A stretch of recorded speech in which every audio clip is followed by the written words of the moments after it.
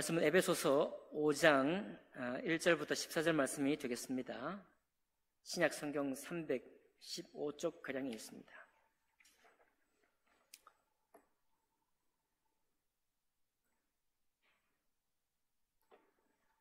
(1절부터 14절까지) 합독해서 봉독하겠습니다. 시작. 그러므로 받는 자녀같이 너희는 하나님을 본받는 자가 되고 그리스도께서 너희를 사랑하신 것 같이 너희도 사랑 가운데서 행하라. 그는 우리를 위하여 자신을 버리사 향기로운 제물과 희생 제물로 하나님께 드리셨느니라. 음행과 온갖 더러운 것과 탐욕은 너희 중에서 그 이름조차도 부르지 말라. 이는 성도에게 마땅한 바니라. 누추함과 어리석은 말이나 희롱의 말이 마땅치 아니하니 오히려 감사하는 말을 하라. 너희도 정녕 알거니와 음행하는 자나 더러운 자나 탐하는 자 곧 우상 숭배자는 다 그리스도와 하나님의 나라에서 기업을 얻지 못하리니 누구든지 헛된 말로 너희를 속이지 못하게 하라. 이로 말미암아 하나님의 진노가 불순종의 아들들에게 임하나니 그러므로 그들과 함께하는 자가 되지 말라. 너희가 전에는 어둠이더니 이제는 주 안에서 빛이라. 빛의 자녀들처럼 행하라. 빛의 열매는 모든 착함과 의로움과 진실함에 있느니라. 주를 기쁘시게 할 것이 무엇인가 시험하여 보라. 너희는 열매 없는 어둠의 일에 참여하지 말고 도리어 책망하라. 그들이 은밀히 여기는 것들은 말하기로 부끄러운 것들이라. 그러나 책망을 받는 모든 것은 빛으로 말미암아 드러나나니 드러나는 것마다 빛이니라. 그러므로 이르시기를 잠자는 자여 깨어서 죽은 자들 가운데서 일어나라. 그리스도께서 너에게 비추이시리라 하셨느니라. 아멘. 말씀과 예배를 위해 기도하겠습니다. 성령 하나님 아버지 감사합니다. 세상에 사람의 지혜밖에 없는 이 땅에 오직 하나님의 성령의 지혜대로 이 말씀을 기록하시고 하나님의 형상대로 지으신 사람들에게 마땅히 먹을 양식, 영의 양식, 하나님의 양식을 우리에게 베풀어 주시니 감사합니다. 하나님 이 양식이 우리 속에 들어갈 때, 귀에 들릴 때 하나님 아버지 밝히 우리 마음에 들리게 하시고 또 순종하며 따를 수 있도록 하나님 힘 주시고 우리를 사용해 주시기를 원합니다. 모든 것 주님께 의탁하며 감사할 때 귀하신 우리 주 예수님 이름으로 기도하옵나이다. 아멘. 오늘 말씀을 본문으로 해서 빛의 자녀들처럼 행하라 라는 제목으로 하나님의 말씀 나누겠습니다. 크게 세 가지로 오늘 주님께서 우리에게 말씀을 주고 있습니다. 어떻게 하는 게 빛의 자녀들처럼 행하는 것이냐? 제일 먼저 큰 문장이 하나 나와 있는데 하나님을 본받으라고 말씀하고 있습니다. 누구를 본받으라고요? 하나님 보신 적 있습니까? 하나님 보셨나요? 어떻게 하나님을 본받아요? 보지도 못한 하나님을.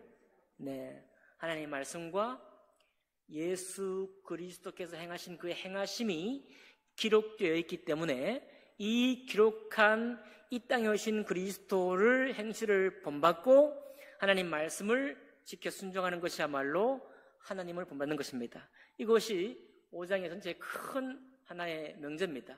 여러분과 제가 듣고 받을. 이거 하나님을 본받는 자가 되라고 하면 너무도 큰 말이고 또 특별히 또 뭐라고 또 구체적으로 달고 있는가 하면 2절에 보니까요.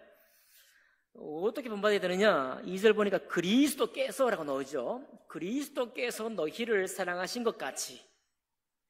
근데 그리스도께서 우리를 사랑하신 것도 아직 구체적이지 않죠? 그 다음에 나옵니다. 그는 우리를 위하여 자신을 버리사 향기로운 제물과 희생 제물로 하나님께 바치셨느니라 그랬습니다. 그리스도께서 우리를 사랑하신 사랑은 사랑합시다, 사랑해요, 이렇게 말과 우리 사람들이 주고받는 사랑과 많이 다르죠? 얼마나 다릅니까? 자신을 하나님께 바치셔서 우리를 사랑하셨다.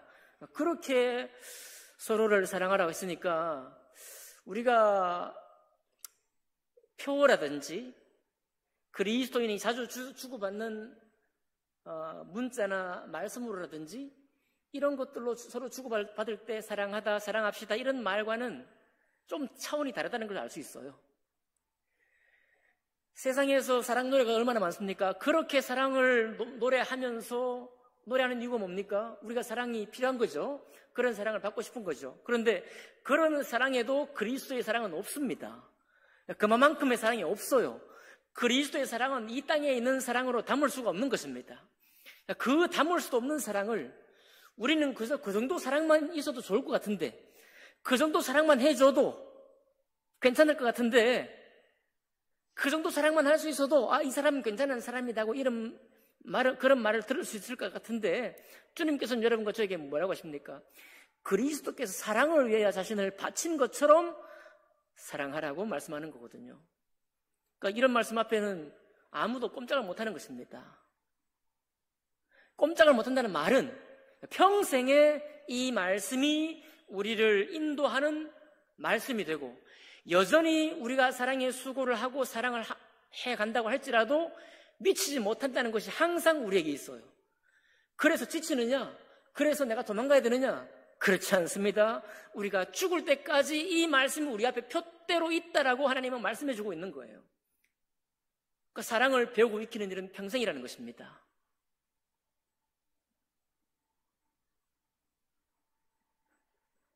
여러분이 저의 사랑의 수준을 이렇게 살펴봐도 소용없어요.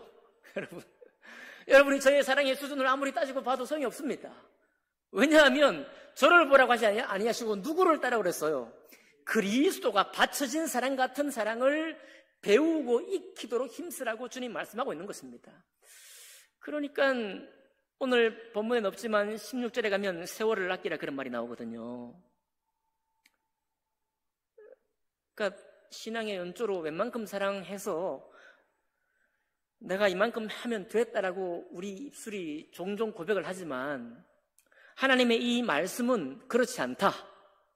그렇죠? 좋으나 싫으나 그렇습니다. 여러분, 우리가 이 말씀을 칼로 오래 내버릴 수도 없고 뜯어 고칠 수도 없어요.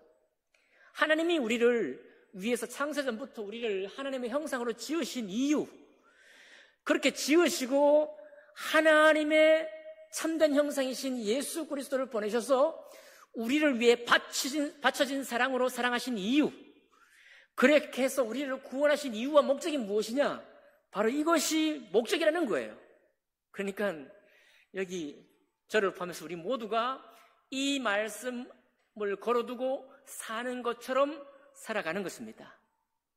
아멘인가요? 기운도 없으시고. 자, 그런데 3절부터는 좀 편해. 3절부터는 편해요. 음행과. 벌써 음행이라 그러면 벌써 수준이 좀 낮죠? 그죠? 여기 앉아 계신 여러분, 음행 그러면 수준이 좀 낮잖아요. 온갖 더러운 것과, 더러운 것 뭘까요? 탐욕은 너희 중에서 그 이름이라도 부르지 말라. 조금 더 좋은 번역이 최근에 나왔는데 입에 담지도 말라. 좋은 것 같아요. 훨씬 더 좋습니다. 입에 담지도 말라. 이는 성도에 마땅한 바니라. 성도에게 마땅한 바니라. 4절 갑니다. 누추함, 더러운 말이죠. 추한 말입니다. 추한 말이나 어리석은 말이나 아주 저질스러운 농담이에요. 희롱. 희롱은 벌써 이게 뜻이 달라져가지고 희롱한다 그러면 뭐 남성이 여성을 희롱한다든지 뭐 이런 게 구도도 있잖아요. 희롱이란 말이. 원뜻은 그런 희롱이 아니고 우리 문화 속에서 나타난 희롱이 아니라 저질스러운 농담이에요. 쓸데없는 농담 뿐만 아니라 별로 유쾌하지 않은 농담, 그런 것은 마땅치 않다. 그것도 마땅치 않다. 그럼 뭐가 마땅하냐? 감사하는 말을 하라 그러는 거예요.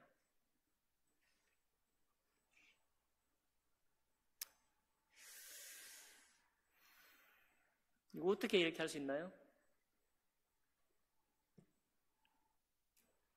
한 가지 비밀을 알려드리면요, 여러분이 뚜렷하게 주의 일을 한다라고 의식하면서 하는 주의 일이 있다고 한다면 이런 일을 쉽게 벗어납니다.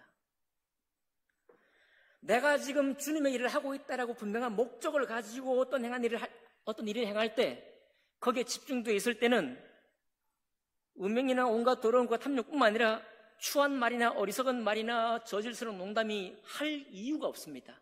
할 전혀 뜻도 없어요. 그런데 내가 살아가면서 명확하게 주의 일을 한다라는 의식이 없을 때 그때는 사는 이야기를 하는 거예요. 살아가는 이야기. 여러분, 살아가는 이야기는 우리의 교제 속에 필요합니다. 삶의 애환이라는 것은 주의 일과 완전히 분리되어 있지는 않거든요. 하나님께서 우리의 삶 속에 들어오셔서 그 삶이 거룩하게 하기를 원하셨지, 우리 하는 삶과 주의 일이 별도로 완전히 나눠지진 않습니다.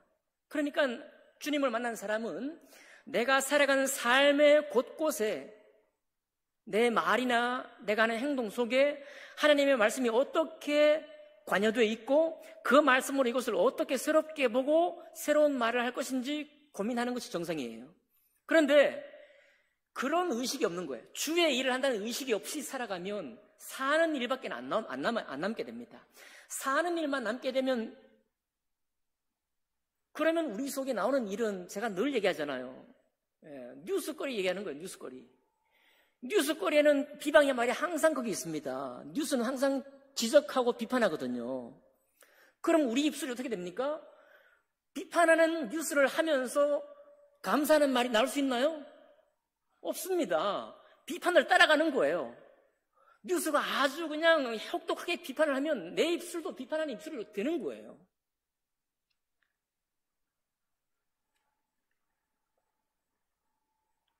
교회를 거룩한 모임으로 생각을 하고 처음 나온 사람들이 예배를 잘 드리고 식사를 교제하는데, 그리고 우리가 성포살랑 가서 교제를 하는데 사는 일밖에 안 나온다. 실망하는 겁니다. 100이면 100 실망하는 거예요. 여러분, 이해하셔야 됩니다. 여러분의 자녀들도 예배 잘 드리고 항상 하는 이야기가 살아가는 이야기밖에 없다. 자녀 실망합니다. 실망해요. 왜 그렇습니까? 내 마음에 주목된 일이 주의 일이라고 주목된 일이 없을 때는 그런 말밖에 할 말이 없는 거예요.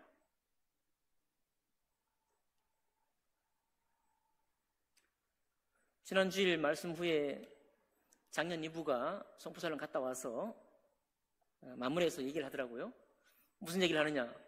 갑자기 전에는 집중을 하지 못했는데 아까 좀 전에 기도하셨죠? 10월 초청 예배에서 막 의논을 하더라고요. 그 제가 이제 저기 누가 있나 하고 들어간 청년들인 줄 알고 들어갔더니 작년 2부예요. 제가 딱 가니까 목사님, 다리 예화를 부서장들이 하라고 하셨는데 이거 목사님 해주세요 라고 얘기를 하더라고요. 네. 그럼 알았다, 제가 하겠다 했어요. 그런데 의논이 뭐냐? 보통은 토요일 오후 2시나 뭐 주일 오후 2시 이렇게 보통 계획을 세웠거든요. 각 부서마다. 작년 이부가 어떻게 계획을 세웠느냐? 오후 5시쯤 만나자. 저녁 식사까지 하자. 의논을 하는 거예요. 컨셉이 뭐냐? 교회 마당에서 캠핑하는 컨셉이다. 네, 김선 형제 아이디어 좀 있겠죠? 텐트를 쳐놓고 고기도 구워 먹고 캠핑하는 것처럼 하겠다. 의견이 좋습니까? 안 좋습니까? 좋죠. 좋죠. 처음 있는 사람이나 교회 안에 있는 사람이나 지금 캠핑이 굉장히 활성화되어 있잖아요. 캠핑 싫어하는 사람 누가 있어요? 그런 의논이 오고 가는 겁니다. 그죠? 그러면 그 의논할 때 자기 힘든 이야기 막 뿐만 아니라 그냥 자기 속에 있는 악한 이 감정을 막 토로하겠습니까? 그러지 않잖아요. 살롱 가가지고 밥 먹을 때 한창 얘기하면 돼요. 그렇죠? 이런 이야기 저런 얘기 합니다. 아까 삶의 애환도 얘기하고, 우리는 말 못하면 우리는 죽어요. 네. 내 속에 있는 그 악한 감정도 바깥으로 분출하지 않으면 내가 죽습니다. 그러니까 분출하셔야 돼. 맞죠? 잘하십니다. 분출하셔야 돼. 표현해야 됩니다. 그런데 그것이 주의 일에 우리 마음이 집중되어 있으면 다시 돌아오게 되는 거예요. 무엇으로? 내 입술이 다시 하나님의 어떤 일을 위해서 어떻게 할 것인가 생각을 하게 되고 고민하게 되니 그런 말들로 서로 나누게 되는 거예요. 이것이 교회 성도들의 교제 모임의 정상적인 교제입니다. 여러분 돌이켜보시면 알아요. 앞으로 살아갈 이야기, 사는 이야기만 하게 되면 거기에 반드시 누추한 이야기가 나옵니다. 반드시 복이 되지 않는 이야기가 나오게 돼 있어요. 감사하는 말이 실종돼 버립니다. 그리고 집에 돌아가면 허탈해요. 그렇지 않습니까? 허탈해요. 왜 했나? 우리가 교제를 왜 했나 이거예요. 이렇게 교제하는 거는 세상 친구들하고도 얼마든지 하는 얘기인데 교회 성도들끼리 왜 이런 교제를 했나? 나중에 하다 보면 지쳐버립니다. 여러분, 안 그랬으면 좋겠어요. 그럼 그 비결이 뭐냐?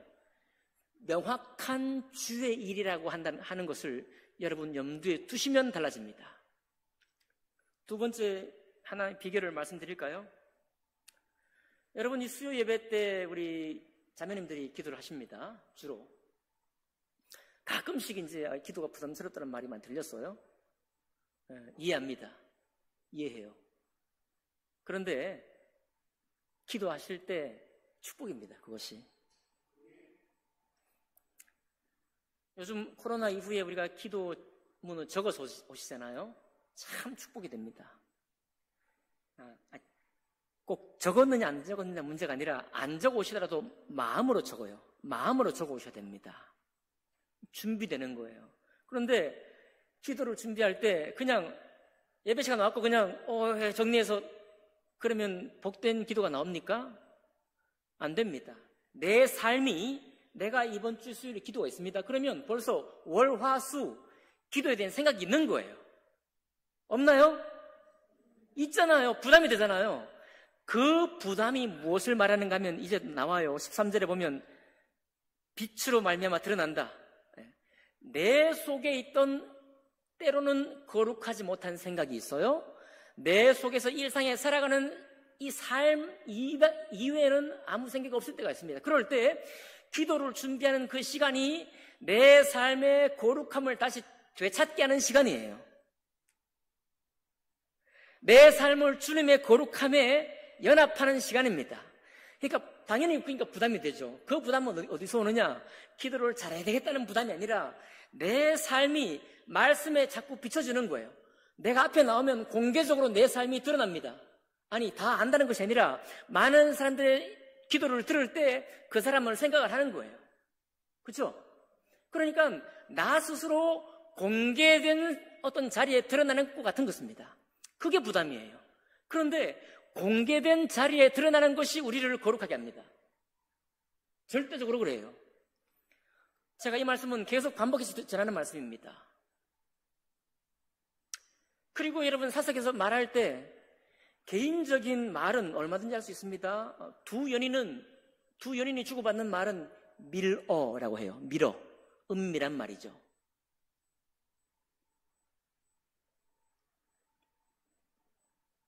은밀한 말을 주고받습니다. 특별히 우정이 있는 두 친구, 성을 불문하고 두 친구가 나누는 말도 밀어일 수 있습니다. 두 사람만이 알 수 있는 거예요. 이거 잘못된 거 아니에요. 이거 좋은 것입니다.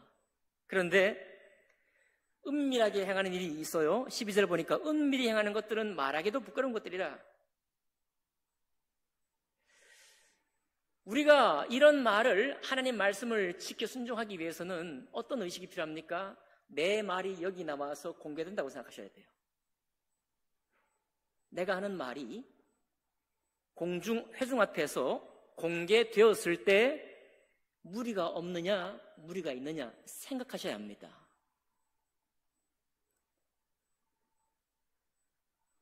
그래서 우리가 가끔 자리에 앉아 계시다가 여기 강단에 나오거나 여기 나오시고 기도하시거나 앞에 나와 찬양하시거나 할 때 그 거룩함이 뭐냐면 하나님의 성령께서 우리를 깨끗하게 하는 시간이거든요. 그러니까 혹시라도 우리의 말이 내가 무슨 말이라도 할 수 있지만은 공개된 자리에서 이 말이 나가도 나의 명예와 나의 얼굴에 문제가 없다라는 말들을 일상 개인 생활 속에서도 교회가 아닌 다른 곳에서도 하려고 애를 쓰는 것이 옳습니다. 그래야 우리의 교제 속에서 그런 말들이 나오지가 않는 거예요. 그러면 공개적으로 하는 말이라고 해서 전부 다 정결하게 되느냐? 그렇진 않죠. 사도 바울을 잡아 죽이라고 하는 말도 공개적인 말이었습니다. 예수님을 십자가에 못 박으라는 말도 공개적인 말이었어요.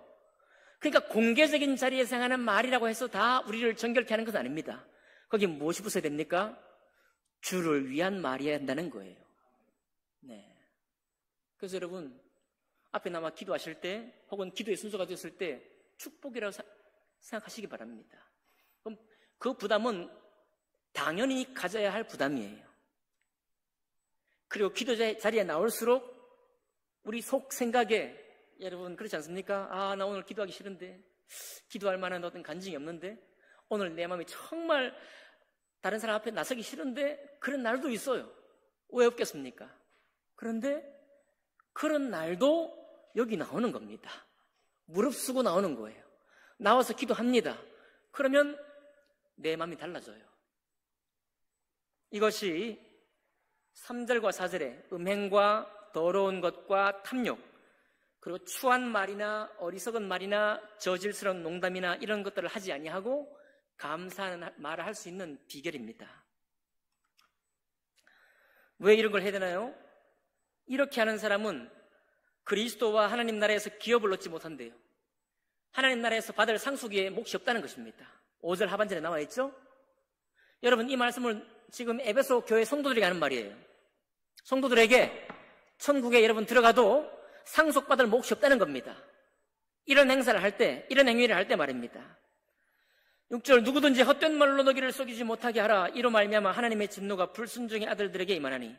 예, 헛된 말, 참된 말이 아닌 거짓말을 해서 우리를 신실한 믿음의 길에서 가는 걸, 신실하게 살아가려고 하는 의지를 꺾어놓게 하지 말라. 그렇게 되면 어떻게 됩니까? 믿지도 않는 저 불신자들, 불순종하는 아들들에게 임하는 진노가 너에게도 임할 수 있다는 얘기예요. 7절에 뭐라고 합니까? 그러므로 그들과 함께하는 자가 되지 말라. 이런 말을 하는 자들과 함께하지 말라는 거예요. 다른 번역에 보면 뭐라고 했는지 아십니까? 상종하지 말라고 되어 있어요. 좀 심하지 않습니까? 상종이란 말은 굉장히 강한 말인데요. 상종도 하지 말라는 거예요. 지금 새로 번역한 우리 성경에는 어울리지도 말라 이렇게 번역이 되어 있습니다. 어울리지도 말라. 그러니까 강력한 경고예요, 여러분. 그냥 뭐 해도 되지 이게 아닙니다. 강력한 경고예요. 여기 집사님들은 좋은 복된 자리에 계십니다. 우리 집사님들은 어디에 가든지 기도시키면 기도할 준비가 되어 있어요. 그걸 해야 됩니다.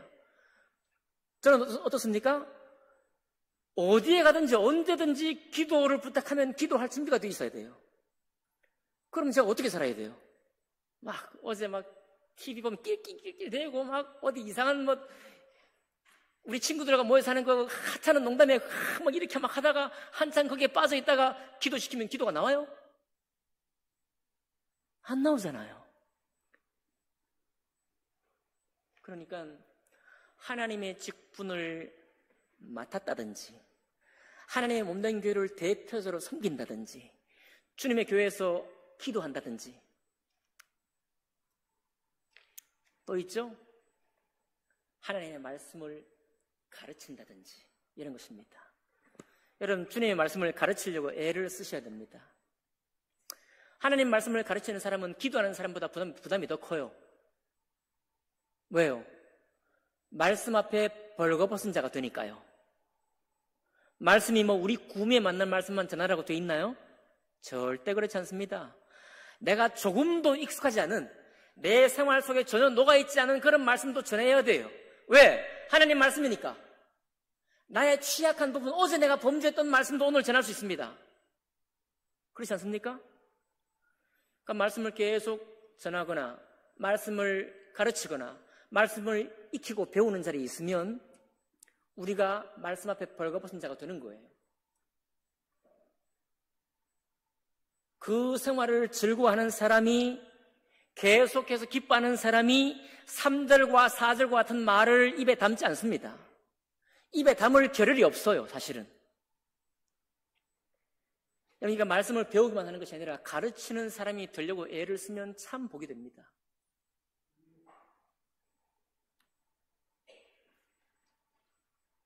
여러분의 결단이 필요한 거예요. 결단하는 사람이 성령의 열매를 거둡니다. 결단하는 사람이 빛의 열매를 거두는 거예요. 두 번째입니다. 8절부터 보니까요. 너희가 전에는 어둠이더니 이제는 주 안에서 빛이라, 빛의 자녀들처럼 행하라 그랬습니다. 아까 주님을 본받으라 그랬고 이번에는 빛의 자녀들처럼 행하라. 9절 보니까 빛의 열매는 모든 착함과 의로움과 진실함에 있느니라. 그렇죠? 그러면 빛이 나왔으니까 앞에 있는 얘기는 다 뭐예요? 음행이나 더러운 것이나 참욕은 무슨 일입니까? 어둠의 일이에요. 네. 어둠의 일입니다. 빛의 자녀들처럼 행하라 그렇게 말씀하고 있어요. 그럼 어떻게 해야 빛의 자녀들처럼 행합니까? 10절 보니까 주를 기쁘시게 할 것이 무엇인가 시험해 보라. 여러분 하시는 말씀이 주를 기쁘시게 하는 말입니까? 주님께 향하여져 있는 말씀인가요? 주님을 위하는 말씀인가요? 생각해 보는 것입니다. 다시 말씀드려요. 우리 자신의 삶의 애환과 여러 가지 겪는 일들은 역시 표출되는 것이 옳습니다. 표현되어야 하고 나누어져야 해요. 그런데 거기에 주를 기쁘시게 할 것이 무엇인가에 대한 생각이 없으면 실망하게 됩니다. 끊임없이 실망하게 돼요. 그런 자신이 여전히 싫지 않고 믿지 않으시면 그건 기적입니다. 그걸 미워하셔야 돼요. 극히 꺼리고 심히 미워하셔야 합니다. 왜 그렇습니까? 주님이 기뻐하지 않기 때문에 그래요. 주님이라고 부르잖아요. 주님을 불러 기도하시잖아요. 그 주님이 안 기뻐하신다고 말씀하고 있습니다. 그러니까 주님이 안 기뻐하시는 말을 우리 입술에서 떠나가도록 하시는 게 옳습니다. 그런데도 우리가 실수해요. 실수하면 어떻게 됩니까? 마지막이에요. 11절 봅니다. 너희는 열매 없는 어둠의 일에 참여하지 말고 도리어 책망하라. 예. 누가 속삭여 소곤소곤하기도 하고 별로 유익하지 못한 말을 합니다. 그러면 보통 우리가 가까운 사이이기 때문에 함께 하죠. 그러나 그것이 주를 기쁘시게 하는 일이 아니면 책망하라고 되어 있습니다. 꾸짖으라, 바로잡으라. 왜 그렇게 되느냐? 12절에 은밀히 행하는 것들은 말하기도 부끄러운 것들이라 그랬습니다. 그런데 왜 꾸짖어야 되느냐 13절. 그러나 책망을 받는 모든 것은 빛으로 말미암아 드러나네. 빛이, 하나님의 말씀이 빛이고 예수 그리스도께서 빛인데 그 빛을 비추면 책망해야 될 일이 드러난다고 했습니다. 공개된 자리에 서면 우리의 부끄러운 일이 아무도 지적하지 않았는데도 내 속에서, 마음에서 떠올려요. 내 속에서 생각이 떠오릅니다. 부끄러워요. 빛이 우리에게 비추는 것입니다. 그렇게 부끄러워지니까 어떻게 돼요? 그건 드러나게 해야 됩니다. 드러나게 되면 그 부끄러웠던 일이 빛으로 변한다는 거예요. 내가 지금 기도할 생각이 뜻이 없습니다. 기도하기 부끄러워요. 하지만 기도의 자리에 섭니다. 그런데 주님께서 나를 부끄러움 비춰주실 때 그 부끄러웠던 일이 빛으로 변하는 거예요. 정결케 된다는 것입니다. 깨끗게 된다는 거예요. 바로 그 일을 위해서 꾸짖으라 그렇게 말씀하고 있는 것입니다. 그래서 가끔 우리는 공개적으로 책망할 수 있습니다. 사실 여러분, 사도 바울이 여기저기서 얘기했죠? 잘못 행하면 한 사람이 가서 바로잡고 듣지 아니하면 두세 사람 가서 장로랑 함께 가서 또 꾸짖고 그렇게 해서 듣지 아니하면 다른 번역에는요, 그걸 뭐라 그러죠? 많은 사람 앞에 드러내는 걸 뭐라 그러는가? 폭로하라도 있습니다. 폭로하라. 교회 앞에 공개적으로 폭로하라고 되어 있습니다. 너무 극단적인 말이죠. 이 용어 자체가 폭로하라. 그 말은 모든 사람 앞에서 공개적으로 질책하라라고 되어 있어요. 왜 그렇습니까? 저도 쉽게 그렇게 못하죠. 아이고, 어떻게 그렇게 합니까? 참 감히. 그러나 공개적으로 질책할 때 교회 전체가 거룩하게 되고 그 자신도 거룩하게 되기 때문에 그렇다고 말씀합니다. 누룩은 삽시간에 퍼진다고 하시는 말씀이에요. 하나님의 영의 말씀은 주님이 전공자이십니다. 주님께서 그렇게 책망하지 않고 놔두면 교회가 어떻게 될 것인지 주님이 잘 알고 계시기 때문이에요. 주님이 ABC를 다 알고 있습니다. 그러니까 이 말씀을 주시는 것입니다. 결론입니다. 그러므로 잠자는 자여 깨어 일어나 죽은 자들 가운데서 일어나라. 그리스도께서 너에게 비추이시리라. 죽은 자들처럼 행하지 말고 하나님을 믿지 않는 자들처럼 똑같은 행실로 교회와 생활하지 말고 이 교회에서는 죽은 자처럼 행하지 말고 일어나라. 깨어 일어나서 그리스도 앞에 당당하도록 말하고 행동하라 라고 주님께서 권면하고 있습니다. 우리는 연약한 사람들입니다. 우리는 부족한 사람들이에요. 그러나 오늘 드린 이 권면, 내 말씀을 여러분 기억하시길 바랍니다. 기억하시고 다시 우리가 연약한 믿음의 사람들이 교회에 와서 실망하지 않도록 우리 나누는 교제가 너무 세상적이어서 세상적인 교제뿐이어서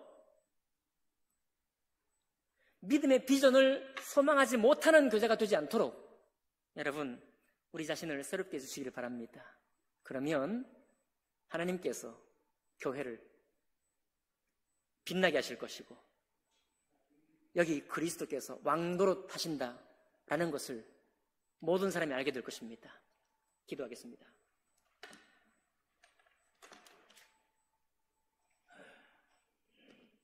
살아계신 주님 감사합니다. 저희들이 주님 앞에 거룩하신 주님 앞에 섰습니다. 하나님 의 말씀이 우리 삶의 표대가 되게 하시고 바로 우리 생활 중에 있는 권면의 말씀이니 깜짝 놀라 깨어 일어나 이 말씀이 우리의 입과 우리의 삶을 주관할 수 있도록 하나님 도와 주시옵소서.